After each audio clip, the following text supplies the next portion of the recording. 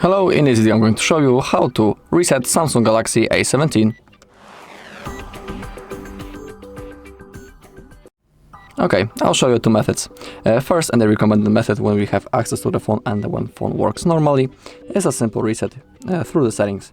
So to do it, we need to scroll down into the bottom until we find the general management. Now find the reset.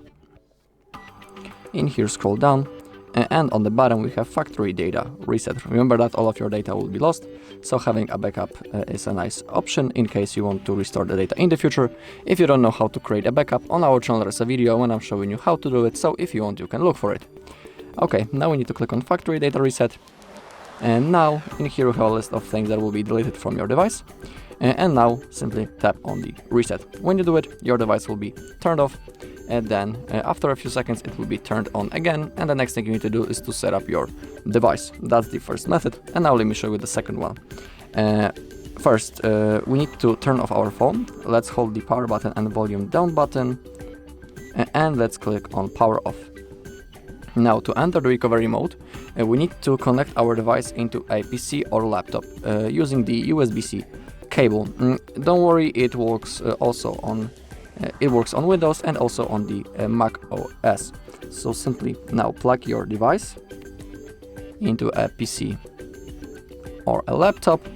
Now if these icons appear, now we need to hold the power button and volume up button until the Samsung logo appears. So we need to keep holding both of the buttons.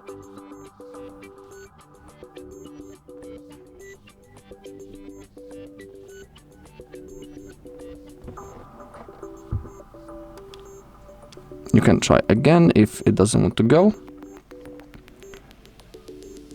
Okay, and when the Samsung logo appears, we can release the finger from the power button, but keep holding volume up.